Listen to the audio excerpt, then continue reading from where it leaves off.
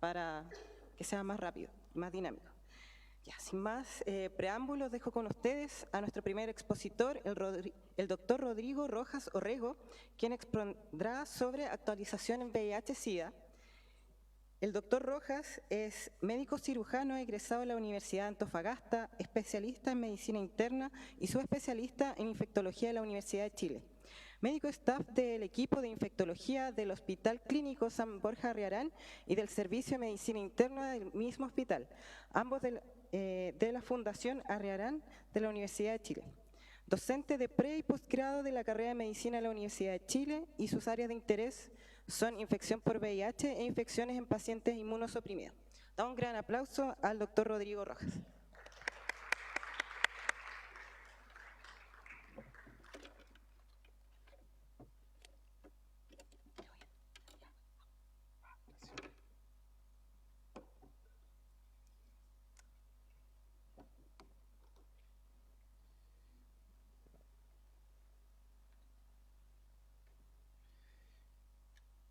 Hola, muy buenos días a todos. Antes de comenzar, me gustaría agradecer la invitación del Colegio Médico y la Comisión de Género y Salud de esta y la Asociación de Protección de la Familia por la invitación y la confianza depositada para poder entregarles a ustedes esta charla inaugural del curso de actualización en VIH.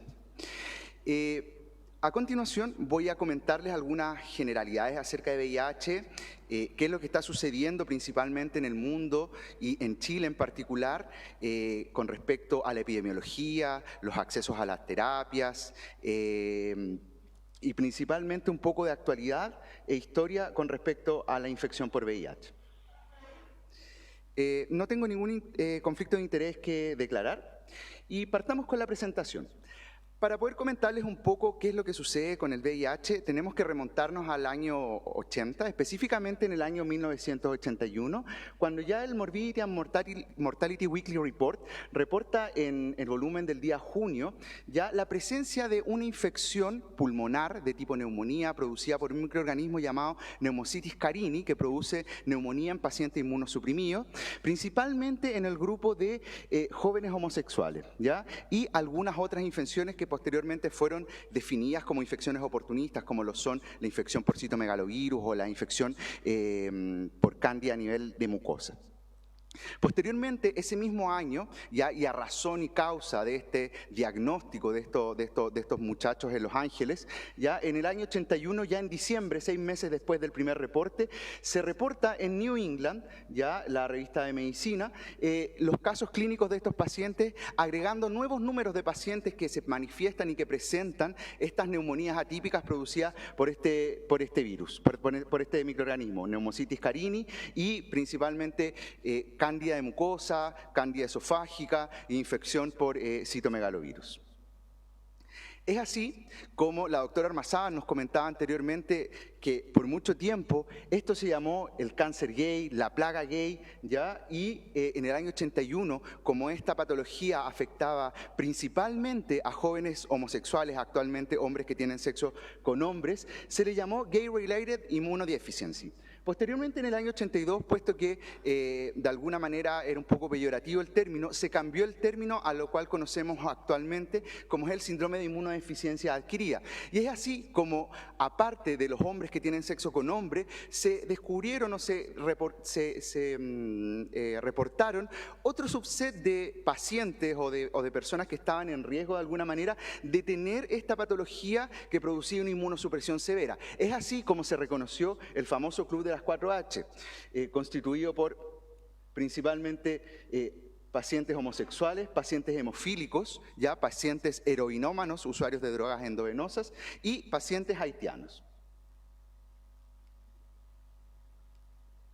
Y es así como por mucho tiempo se produjo una histeria colectiva con respecto a esta patología nueva, mortal, de la cual no se sabía nada y frente a la cual no había cura. Y es así como empezaron a aparecer titulares en los diarios, como por ejemplo, la neumonía que afecta a los hombres gay, la plaga gay reclama dos 2 vidas, la plaga gay es la ira de Dios, ¿ya? Mi hijo y su agonía producto de la plaga gay, ¿ya? Y por mucho tiempo, durante el año 80 y el año 90, vivimos una histeria colectiva con respecto a esta patología, ¿ya? Y acá en Chile no fue diferente. Ya en la tercera, en el año 1984, se habla de este caso del paciente que murió del cáncer gay.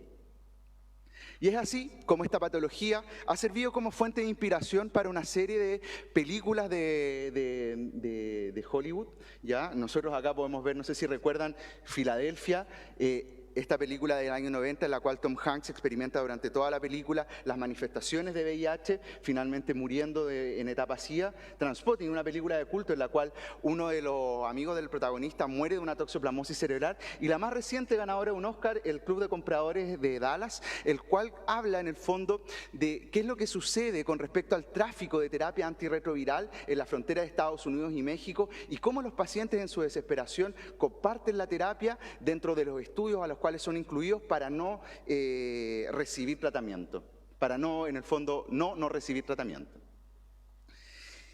Y para poder mencionarles un poco qué fue lo que sucedió y cómo se descubrió este virus, ya en el año 83, en la revista Science, en su volumen del año 83, dos autores,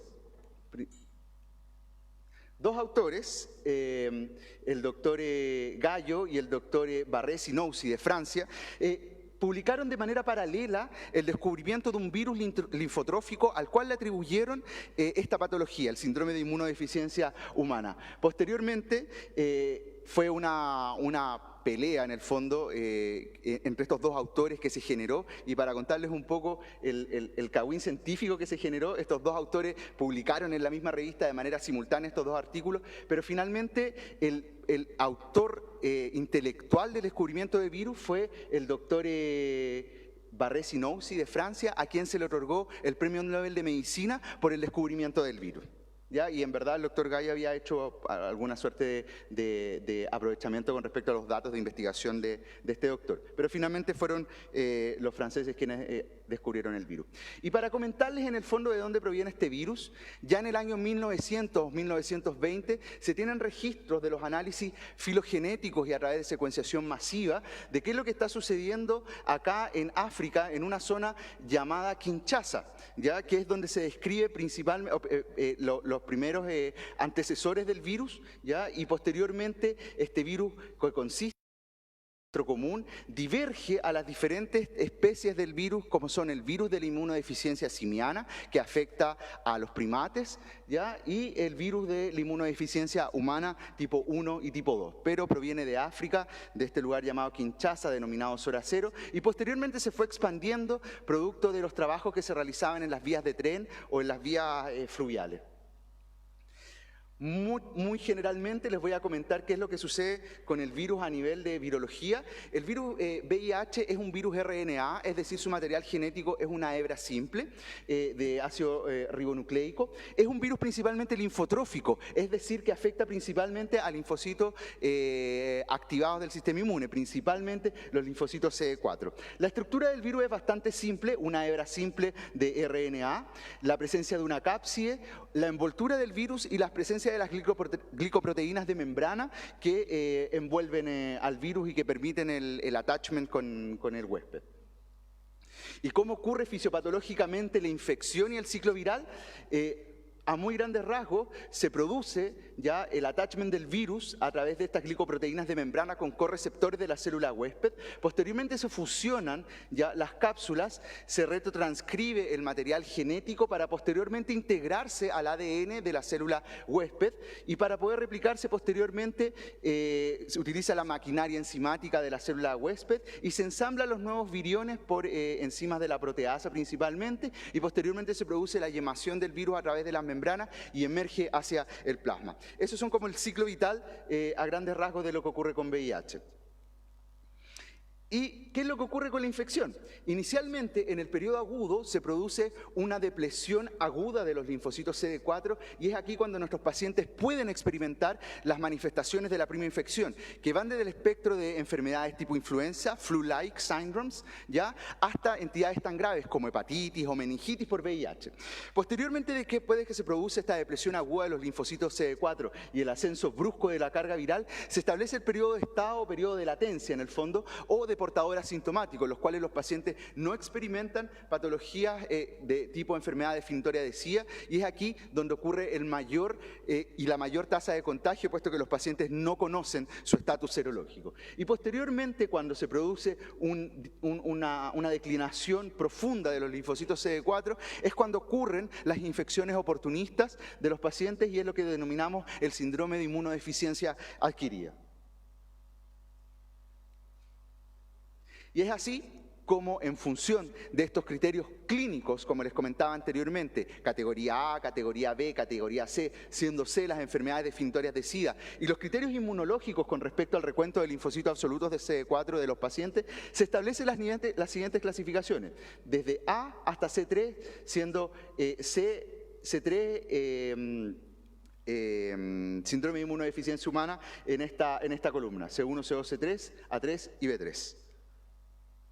Y es así como nosotros podemos reconocer, y existe un listado que ustedes posteriormente pueden revisar, de las distintas enfermedades definitorias de SIDA. Es un chorizo enorme, ¿ya? Pero acá para poder mencionarles en el fondo que son entidades que pueden afectar a cualquier órgano de nuestro paciente, como por ejemplo en mujeres, cáncer cérvico-uterino invasor, en hombres puede ser el cáncer anal, las infecciones pulmonares, ya sea por neumocitis jirovecii o por neumocitis o por otras micobacterias, la encefalopatía por VIH, la toxoplasmosis cerebral, la retinitis por citomegalovirus, las infecciones intestinales producidas por parásitos como Cryptosporidium.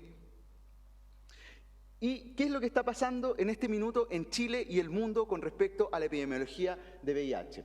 Ya en el año 2015, la OMS y la Organización de las Naciones Unidas, de alguna manera, se dieron cuenta de que esta epidemia está cobrando muchas vidas y había que ponerle freno, y se estableció una estrategia que se denomina Fast Track para frenar el fin de la epidemia para el año 2030. Una estrategia muy ambiciosa. En el año 2015 ya habían, de alguna manera, doblegado la trayectoria para frenar la epidemia de VIH, pero en esa oportunidad tenían 5 años para poder frenar la epidemia, ¿ya? O finalmente nos vamos a ver arriesgados, y en esa oportunidad se planteaba que así podía ser, que la epidemia resurgiera con más fuerza. Y es así como emerge la famosa estrategia 90-90-90, no sé si han escuchado hablar de ellas, en la cual consiste en que el 90% de las personas con VIH conoce su estado serológico y que de este 90% se encuentre en terapia antirretroviral. Y que de este 90% de las personas que conocen su estado de VIH positivo y estén en tratamiento, se encuentren viralmente suprimidas. ¿Y qué es lo que está sucediendo actualmente en el mundo? Cerca de 36.7 millones de personas viven con VIH. El 70%, muy lejano al primer 90%, sabe que es seropositivo, el resto no lo sabe. Más de la mitad de las personas que viven con VIH reciben terapia antirretroviral, un 50 y pico por ciento, ¿ya? Pero solo el 44% de los pacientes que se encuentran en terapia antirretroviral se encuentran suprimidos viralmente, es decir, en terapia antirretroviral exitosa. Es así como esta estrategia 90-90-90 fue planeada en el 2005 para ser llevada a cabo y completada el año 2020, pero ya estamos en 2018 y vemos que estamos muy lejanos a ello. Y para el año 2030 se planteó que en algún minuto podríamos llegar a un 95-95-95, cosa que también se ve bastante lejano. Ya este año en el Congreso del IAS en Ámsterdam se planteó o se vio en el fondo que el objetivo de la supresión viral, que en esa oportunidad se planteó como un 73%, era una estrategia insuficiente para poner fin a la terapia. Y en sí la estrategia 90-90-90 también es otra estrategia insuficiente para poner fin a la terapia, puesto que el objetivo de la supresión viral no se alcanza en la mayoría de los países, muy pocos países, menos de 3 en este minuto en el mundo han logrado llegar a la estrategia 90-90-90, ¿ya? E incluso en países de altos ingresos no se logra que nuestros pacientes alcancen este target. Y el beneficio de la expansión de la terapia como prevención, como estrategia de prevención propiamente tal, más otras intervenciones estratégicas deben ser sumados para poder finalmente poner fin a la epidemia. Y es así como en el fondo tenemos este gap de qué vamos a hacer nosotros con este 10%, 10%, 10% que no hemos alcanzado. ¿Cómo alcanzar el 10% de los diagnósticos que no sabemos? ¿O cómo incentivar que aquellos pacientes que ocurre habitualmente por miedo no acceden al sistema de salud? ¿O cómo asegurar que aquellos pacientes que están en terapia antirretroviral estén viralmente suprimidos a pesar de, por ejemplo, haber estado ampliamente expuestos a otras terapias antirretrovirales y que se encuentren en fracaso a la terapia antirretroviral? Finalmente, el alcanzar este 10% va finalmente a determinar el futuro de la epidemia. Y es así como la UNAIDS, o la Organización de las Naciones Unidas, en su capítulo CIA, nos habla en el fondo de que el número de personas infectadas por VIH en este minuto son cerca de 37 millones. Las nuevas infecciones por VIH en el año 2007 son 1.8 millones y las muertes relacionadas a VIH-Sida en el año 2017 fueron cerca de 1 millón. Y alrededor de 5.000 nuevas infecciones ocurren diariamente por VIH, según las estadísticas del 2017-2018. Y el 66% de estas infecciones ocurren principalmente en el África subsahara, siendo 500 infecciones producidas en niños menores de 15 años y 4.400 infecciones en personas adultas principalmente, siendo el 43% mujeres principalmente, alrededor del 33% personas jóvenes entre 15 y 24 años y el 19% mujeres muy jóvenes entre 15 y 24 años, que es el problema que se está generando actualmente en África y que posteriormente va a suceder en el resto de los países, como va a empezar a cambiar la epidemiología. Ya no es una enfermedad relacionada exclusivamente a hombres que tienen sexo con hombres. Y acá nosotros vemos en este gráfico más o menos lo mismo, cerca de 37 millones de personas infectadas nuevamente para el año 2017 y esta estadística del 2018, principalmente en el área del África, pero acá en América Latina estamos cerca de 1.8 millones de personas que viven con VIH. Y acá nosotros podemos ver la curva de personas que han contraído. Efectivamente, ha habido una disminución de ella, pero estamos muy lejanos a lograr la ambiciosa estrategia del 90-90-90. Y acá podemos ver nuevamente 1.8 millones de personas, ya principalmente en el África, pero en América Latina cerca de 100.000 infecciones. Y la muerte, efectivamente, también ha disminuido con una distribución en campana, pero actualmente a la fecha aún existen cerca de 1 millón de muertes al año por VIH. ¿Y qué es lo que está ocurriendo en un escenario más local? Eso es lo que está ocurriendo en el mundo. En Latinoamérica principalmente... la diapositiva se desconfiguró un poco. El porcentaje de nuevos infectados son cerca de 100.000. Se ha mantenido bastante estable con una variación de menos del 1% desde el año 2010 a 2017. ¿Ya? Y el porcentaje de muertes relacionadas a SIDA en Latinoamérica afortunadamente ha disminuido en un 12%, pero estamos muy lejanos de poder poner fin a la epidemia. ¿Y qué es lo que ocurre con las nuevas infecciones acá desde el año 90 a 2017? Efectivamente hubo un pic durante el año 90 que posteriormente se estabilizó y el porcentaje de nuevas infecciones y de muertes asociadas a VIH se ha mantenido bastante estable, siendo nuevas infecciones, como les decía anteriormente, 100.000 y cerca de 50.000 muertes asociadas a VIH. ¿Y cómo se distribuye ya las nuevas infecciones en Latinoamérica? Principalmente ocurre en el subset de pacientes de hombres que tienen sexo con hombres. Posteriormente podemos ver que ocurre en el resto de la población. Luego en trabajadores, en clientes de trabajadores sexuales se ven también mayormente afectados en un 24%. Y luego tenemos otras minorías como por ejemplo mujeres transgénero, ya usuarios de drogas endovenosas, que no es una realidad muy frecuente en nuestro país. ¿Y cómo se distribuye principalmente en Latinoamérica el porcentaje de nuevas infecciones y de muertes asociadas a SIDA? Lógicamente, por un tema poblacional, Brasil se lleva el 48% de las nuevas infecciones en Latinoamérica, seguido del resto del continente. Ya Argentina tiene un número importante de nuevas infecciones asociadas a VIH también. Nosotros estamos dentro del resto de los países. Nuestra tasa es un poco más baja en número absoluto con respecto al resto de los países. Y las muertes asociadas a SIDA también, lógicamente Brasil por un tema poblacional de número absoluto, se lleva la mayor cantidad de muertes asociadas a SIDA.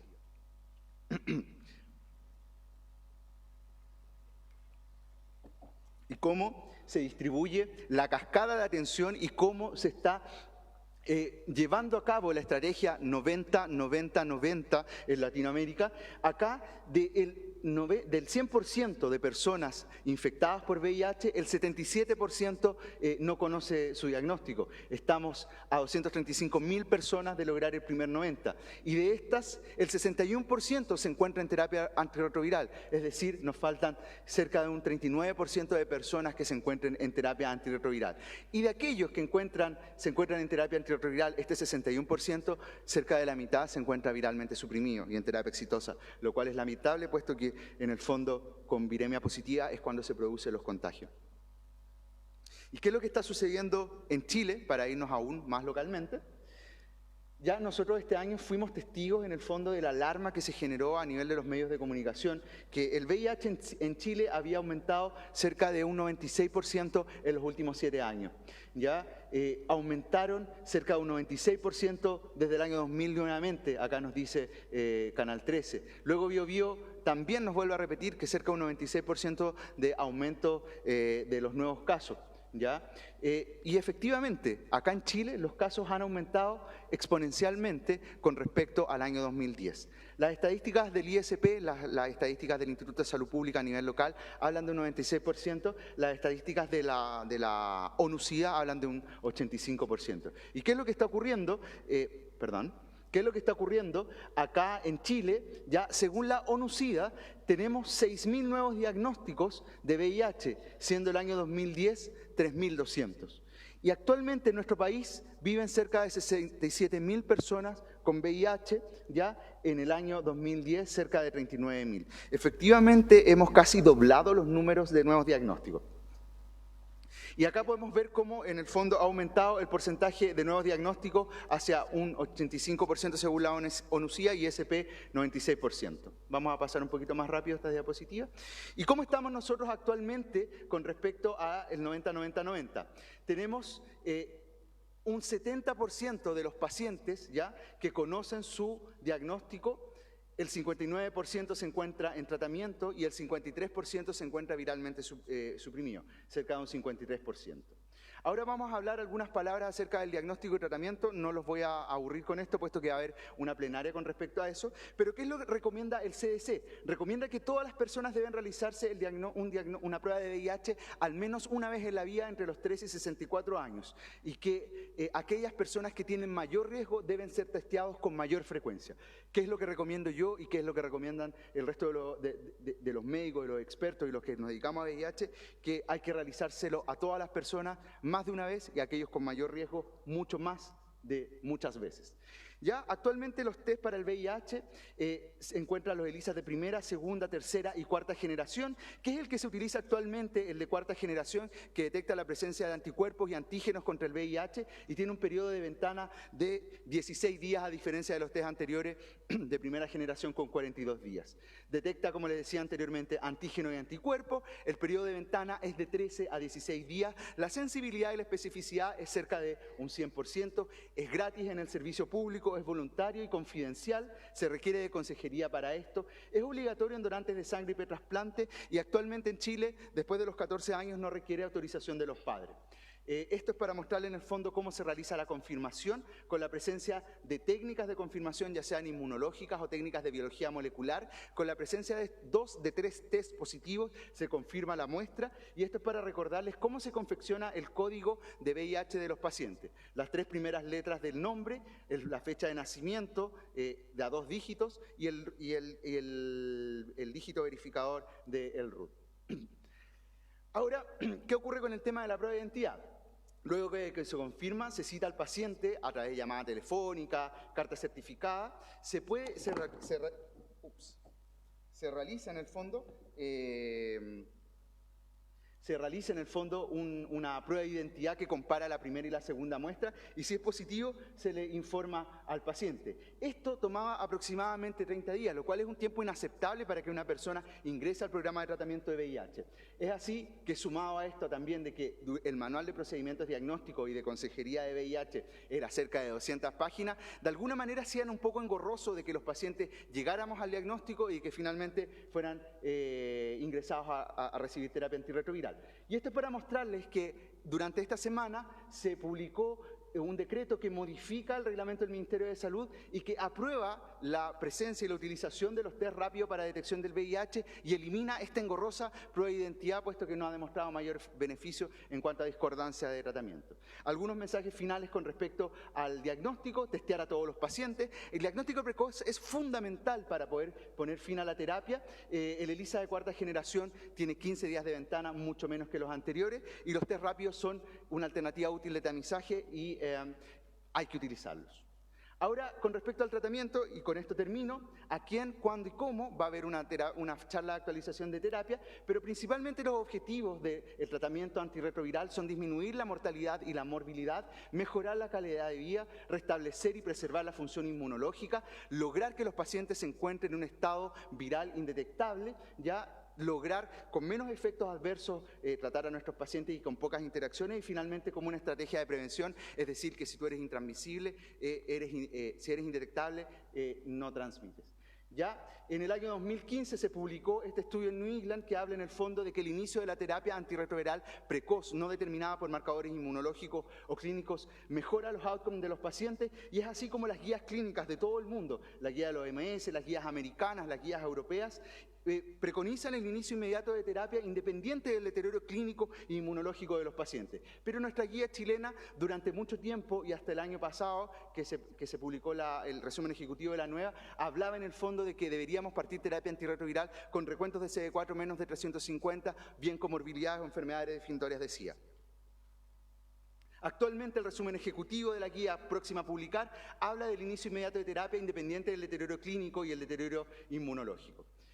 Y para poder finalizar, hablarles un poquito de terapia antirretroviral. Existen estos distintos targets, según les comentaba anteriormente, del ciclo replicativo del VIH, los inhibidores de la fusión, retrotranscriptasa, de la integración, de la proteasa donde se ensambla el virus, inhibidores de los correceptores, y es así como emergen una serie de terapias antirretrovirales. En el año 80, los primeros ensayos con AZT, que fue concebido inicialmente como una droga antineoplásica y que se utilizó como monoterapia por mucho tiempo en nuestros pacientes, ya con efectos adversos muy severos, por eso es que se dejó de utilizar y ya no se recomienda, y posteriormente se fueron descubriendo nuevos mecanismos de medicamentos antirretrovirales con menos efectos adversos, y es así como finalmente llegamos a 2018 con nuevas terapias, con nuevas moléculas y con nuevos tratamientos, y acá nosotros podemos ver cómo desde el año 90 hasta el año 2015 teníamos inicialmente biterapia con Convivir, cidobudina con la vidubidina, y actualmente tenemos disponibles coformulados en terapia triple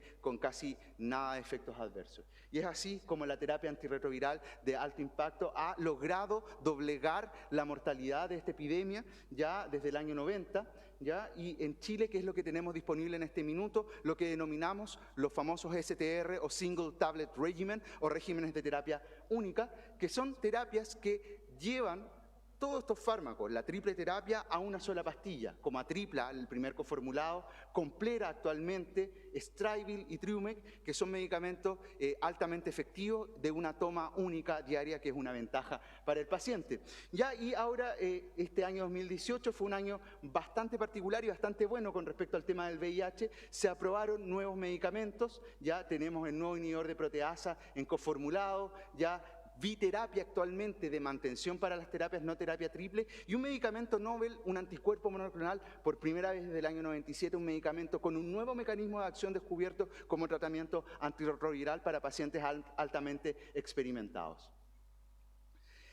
Bueno, eso para poder terminar, algunos mensajes finales con respecto a mi presentación. Efectivamente, la tasa de VIH ha aumentado en Chile en un 85% según la ONUCIA, 96% según la estadística del Instituto de Salud Pública. Estamos aún muy lejos en el mundo, en Latinoamérica y en Chile, de alcanzar la estrategia 90-90-90. Debemos ofrecer la prueba de VIH a todas las personas, no solo pacientes, a todas las personas, ¿ya?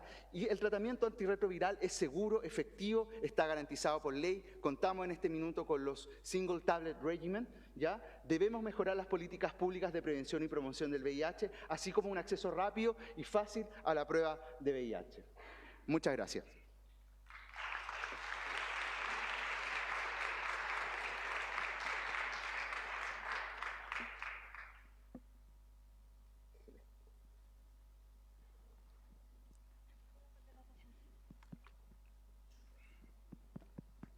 ¿Aló? Ya, sí, esto funciona. Muchas gracias al doctor Rodrigo Rojas. A continuación vamos a dar 15 minutos. Sí, 15 minutos para las preguntas del público a nuestro expositor. ¿Alguna pregunta? Ya, por ahí.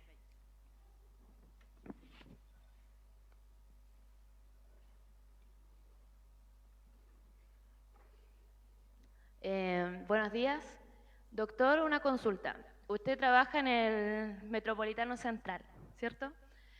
Así ¿Alrededor de cuántos pacientes atiende el poli-VIH del San Borja, aprox? Mira, en este minuto el Policlínico de VIH del Hospital San Borja tiene cerca de 4.500, 5.000 pacientes en control activo, ¿ya?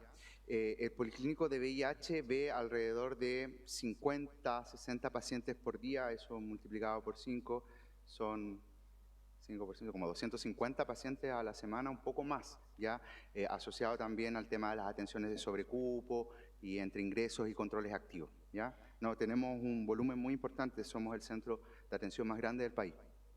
Y otra consulta. Mire, lo que pasa es que la semana pasada hubo lo mismo, pero del Barros Luco. Y en el Barros Luco era una población un poco más menor y del total habían 22 pacientes menores de 15 años. ¿Y en su poli? Oh, ya. Mira, la verdad de las cosas, en este minuto no tengo el dato específico de cuál es la estadística a nivel etario en mi policlínico, pero efectivamente, no te puedo dar un número en este minuto exacto, pero efectivamente los porcentajes de nuevas infecciones, ya, de nuevos diagnósticos, son específicamente en el grupo de pacientes jóvenes, entre 17 años y 24 años principalmente, que es donde ocurre el grueso de las infecciones. No sé el porcentaje exacto, pero los nuevos ingresos son principalmente jóvenes entre 17 y 24 o 25 años, no más que eso. No hay más que... Eso quería aclarar porque en el Barros Luco decían que no es como algo habitual en niños, sino que en la población que usted decía. Quería ver si era lo mismo en los servicios. Sí, no, se repite en el fondo. ¿Sí? Las estadísticas del ISP hablan de que finalmente la epidemia de VIH y el aumento de la tasa está principalmente por el grupo etario que los divide entre 15 y 24 años. ¿Ya? Hablemos un poco más en el fondo 17 y 24 años, pero principalmente en ese grupo etario, entre los 15 y los 24 años, es que ocurren las nuevas infecciones y que ha aumentado la tasa. Gracias.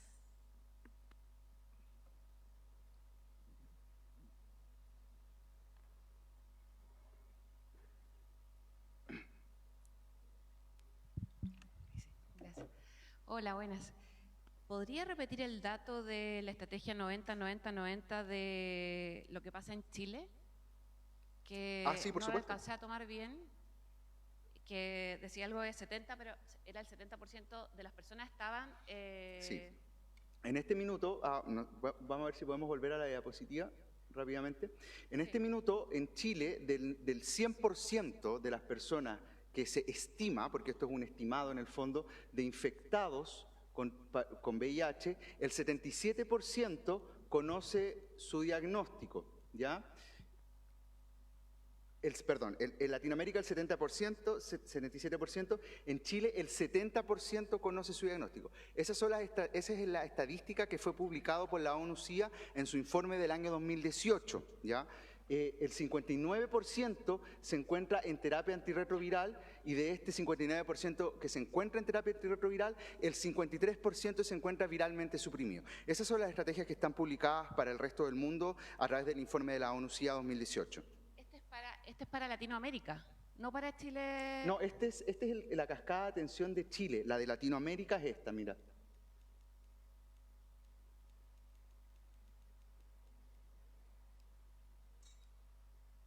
Espérate. Esta es la cascada de Latinoamérica. 77% conoce su estatus serológico, el 61% se encuentra en terapia antirretroviral y el 52% se encuentra vale. viralmente suprimido. O sea, todos esos datos son en positivo en realidad. Claro, claro, exacto. Exactamente. En Latinoamérica, la barrita en su totalidad supone en el fondo los casos estimados de VIH. En rojo, aquellos pacientes que conocen su estado serológico. En esta línea que está achurada es el gap o lo que nos falta para llegar al 90, y acá este cuadrito o este recuadro gris es el otro 10% que me falta para poder llegar al 100%. Pero en este minuto el 77% conoce su diagnóstico en relación a un estimado poblacional.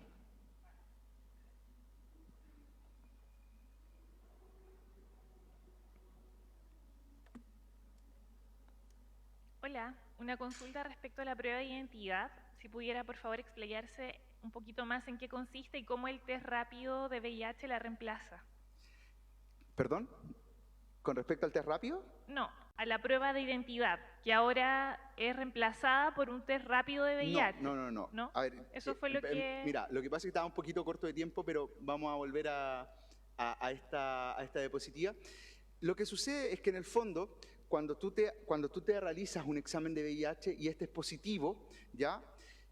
Esta misma muestra es sometida a un nuevo análisis en el ISP y se confirma a través de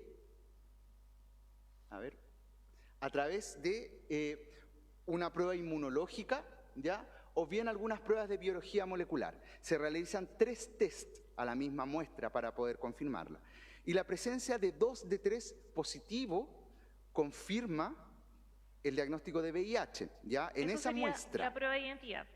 Ahora, ¿qué es lo que sucede? Posteriormente, al paciente se le cita para poder tomar una nueva muestra y ver si esa muestra se condice con la primera muestra. ¿Me explico? Para evitar en el fondo discordancia entre las muestras y diagnosticar en el fondo de manera errónea a una persona. Pero se vio, según las estadísticas del ISP, que la realización de esta prueba de identidad ha detectado un margen de 0 discordancia entre las distintas muestras de 0.137 hasta 0.04, es decir, un rango mínimo. Y lo que se plantea en este cambio, en el decreto que fue publicado esta semana, ya que de alguna manera la realización de esta prueba de identidad solamente entorpece el llegar finalmente a la confirmación del diagnóstico y que el paciente ingrese finalmente a recibir su terapia antirretroviral, porque desde que se realiza el tamizaje, la confirmación de la primera muestra en el ISP, pasan 30 días hasta que finalmente el paciente es confirmado y se firma el ENO y el GES para que pueda ingresar al programa de atención VIH. Así que actualmente se elimina la prueba de identidad, ¿ya? De test rápido no me voy a referir porque van a hablar más ratito, Okay. ¿ya? Que para no Gracias. meterme en el terreno de la doctora Acuña.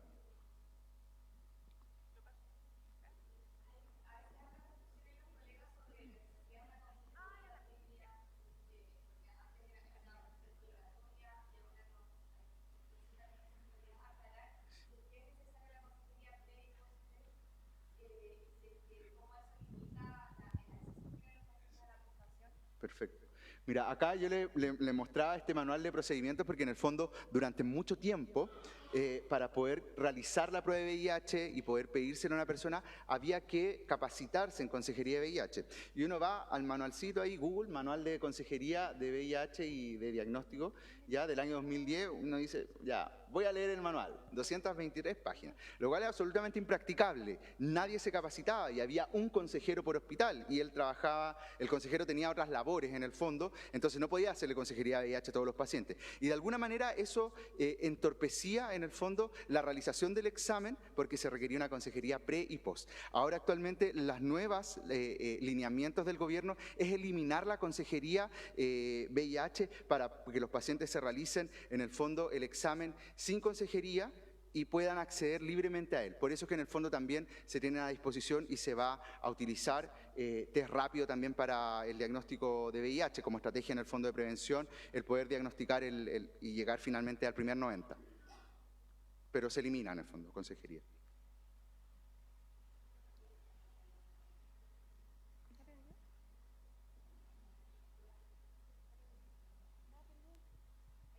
Hola. Doctor, se mencionó al final que hay una tasa de un 85% con respecto al 2010 con el nuevo diagnóstico. Al final. ¿Sí?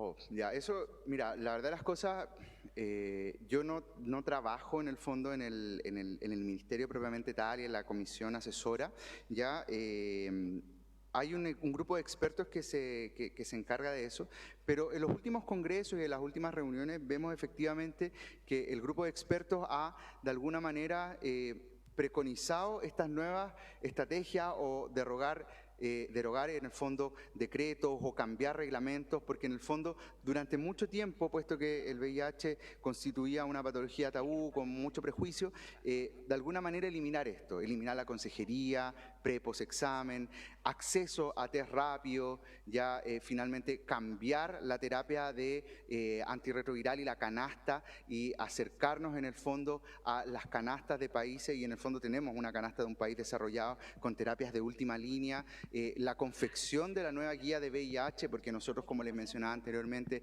hasta hace algunos meses nosotros teníamos vigencia todavía de la guía del año 2013, ¿ya? Entonces efectivamente se están haciendo nuevas estrategias para poder finalmente alcanzar este primer 90 de los nuevos diagnósticos. Hay todo un planteamiento del Ministerio de Salud y del Gobierno para poder finalmente diagnosticar a estas personas, como te comentaba anteriormente, dentro de esas estrategias, la realización de campañas, etcétera, etcétera.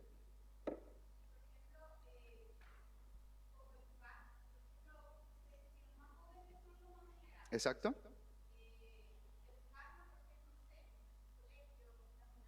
Sí, no, mira, sí, efectivamente, en la mesa de trabajo de VIH que se está sosteniendo en este minuto, efectivamente contempla en el fondo el acápite de educación. Porque en el fondo lo que estamos viendo con respecto a la epidemia en este minuto es producto de la desinformación y la no educación que ocurrió en Chile por muchos años. Entonces, actualmente los expertos que están trabajando en la mesa, dentro de todas las estrategias de prevención, de acceso a la terapia universal, de nuevos fármacos, está el tema de la educación como parte y la educación a nivel primario, a nivel secundario, a nivel terciario, ya campañas de difusión para el VIH. No sé si ustedes están al tanto, ahora en diciembre se va a hacer esta muestra en el Museo de Bellas Artes de Chile tiene SIDA, para poder en el fondo poner en conciencia a la población de qué es lo que está ocurriendo en Chile, porque somos el país de Latinoamérica que efectivamente tiene la más alta tasa de nuevos diagnósticos. Pero sí, educación, lo principal. Gracias. Hola, buenos días. Quería hacer una pregunta según las etapas de VIH. Si un paciente llega a la etapa SIDA, ¿puede volver a ser asintomático? Y si así, ¿cuáles son los criterios que lo determinan? Ya. Mira, por mucho tiempo los criterios del CDC de diagnóstico, de clasificación del VIH del año 93 eran unidireccionales. Tú ibas de la etapa A1 hacia la etapa C3 de manera unidireccional y no había vuelta atrás, ¿ya? Posteriormente, con con el acceso a la terapia antirretroviral y específicamente la terapia antirretroviral de alto impacto llamada HART, los pacientes pueden regresar en los estadios clínicos, ¿ya?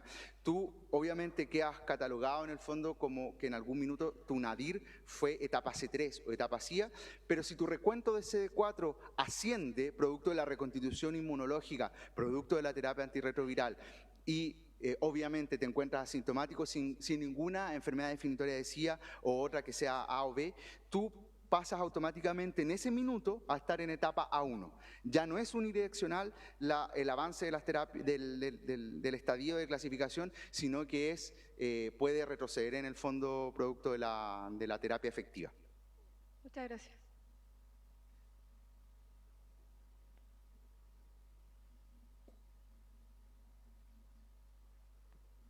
Hola, muy buenos días, doctor, muchas gracias.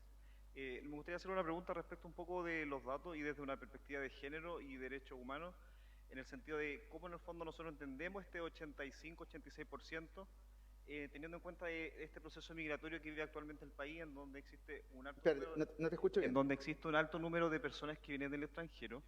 Y bueno, por datos que conozco del Servicio de Salud Metropolitano Oriente, hay un alto porcentaje de este 86 que, si bien es cierto, corresponde a personas, hombres o mujeres, pero que no son propiamente chilenos. Entonces, en el fondo, ¿cómo en el fondo actualizamos estos datos desde una perspectiva de género en la cual nosotros podamos distinguir cuáles son los rangos etarios, cuáles son los hombres, las mujeres, de qué clases sociales? ¿Ese dato usted lo tiene o lo puede manifestar en este momento?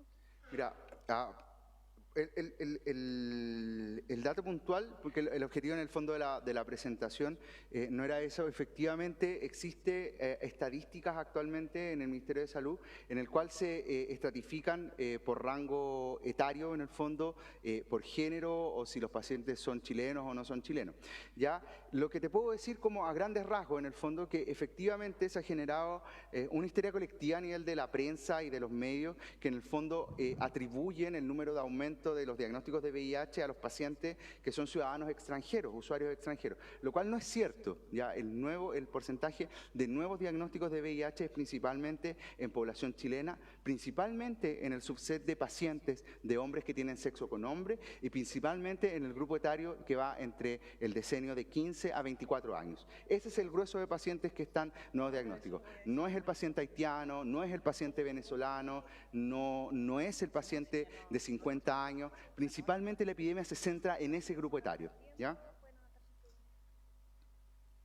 En honor al tiempo, pueden anotar sus preguntas, pero ya hemos concluido los 15 minutos. Muchas gracias, doctor Rojas, por su excelente presentación. Nos dejó bastante en claro cuál es el panorama nacional e internacional.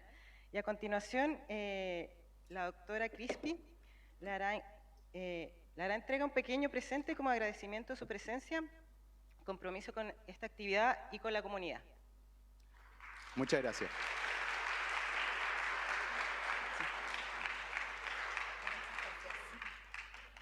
Estuvo muy buena la presentación. Nuevamente, un fuerte aplauso para el doctor Rojas.